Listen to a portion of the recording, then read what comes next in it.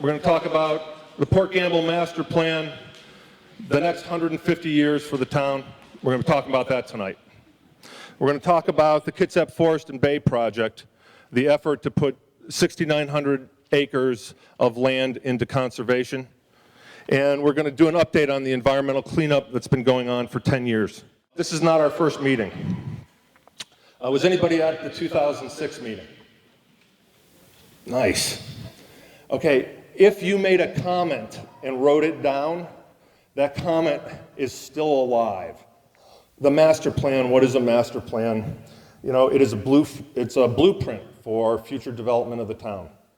We're looking to get a plan in the door after 10 years of getting ready at the end of 2012. That's when we're hoping to submit. So a full 6 months from now. We're going to preserve the things that you love about Port Gamble, okay? And we're only going to add more things that you will love in the future.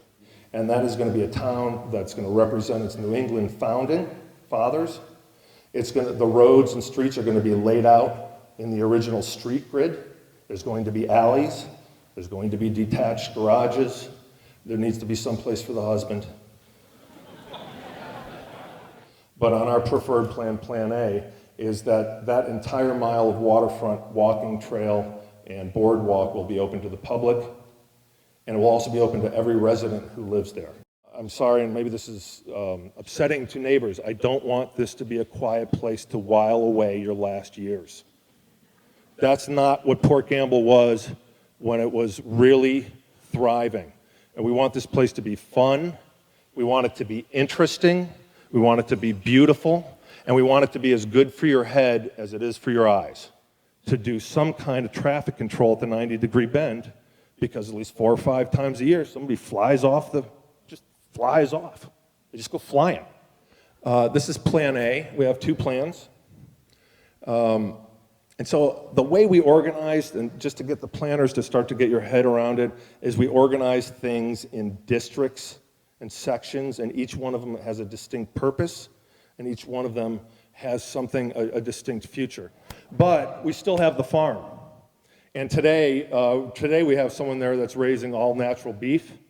We have 40,000 square feet of greenhouse. That is going to be the anchor of the town's sort of sustainability and feed yourself. And then right around the jetty, and that 4-letter word, the dock, that is really sort of the end of the line for any sort of people and commercial activities that are busy. On the north side of that, I think is one of the last great places to build a waterfront lodge in the state of Washington. Plan B. They call that the dead cat bounce because nobody likes Plan B. Why do we show Plan B? Because you've got to show a range of alternatives, and it's to get your brains thinking that what else could be done down there. And when that closed, Kitsap County zoned the mill site so that we could literally bring a sawmill back. We are not saying that's our preferred plan. We really like the mixed-use plan of Plan A. And go to the Kitsap Forest and Bay project, public-private partnership, trying to preserve 6,900 acres and 2 miles of undeveloped shoreline that we own inside Gamble Bay.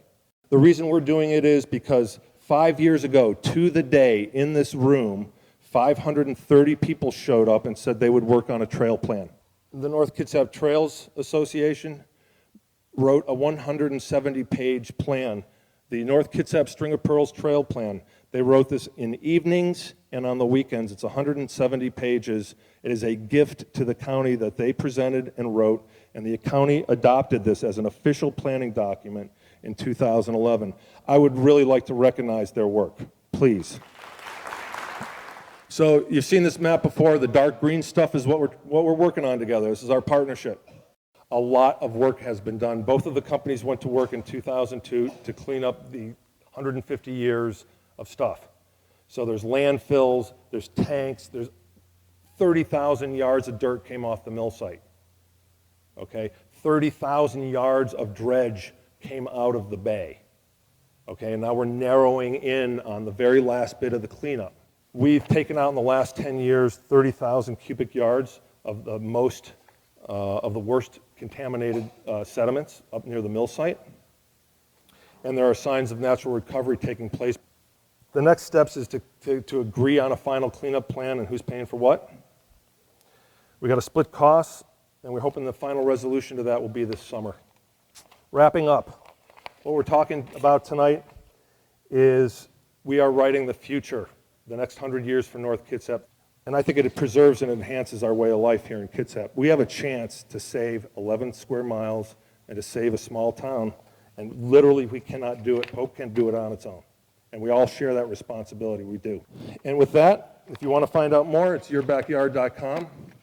And I thank you very, very much for coming tonight and supporting this effort. What are the ideas of how the company's going to deal with the property off of Stottlemyre if we're not able to purchase it by March? Well, the first thing that will happen, I mean, not much will change the day after. Okay. Okay. But there are, there's the possibility the company may sell in bulk to somebody else. We're always being asked about that property by other folks and other investors. Oh. The chances are, though, maybe it'll whittle away slowly over time. Or we may have to go into the 20-acre development mode, and then we're just going to have to really analyze this issue of public access because folks generally aren't that comfortable with folks using their property. A lot of the groups that have put on the events here, be it adventure races, bike races, runs, are concerned also with the fact that if it goes to the conservancy mode, will those groups still be able to provide the events which will bring in tourists to be able to use that property?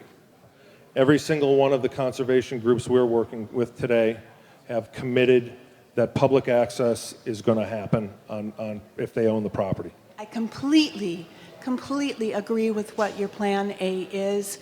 I think that's the best use of the property. Wow. It's the best thing for North Kitsap, and it's the best thing for our bay. And you never really said anything about to what extent you had been cooperating with the tribe and to what extent you had buy-in from the tribe in the plans proposed. In the paper last week, Chairman Sullivan mentioned that as long as the project was built in accordance with today's zoning, that it seemed his comment would be that he would be supportive of it. Kudos to Olympic Property Group for all they've done to develop that and the buy-in with all the community groups. Thank you very much. Well, thanks a lot. This is your best work yet.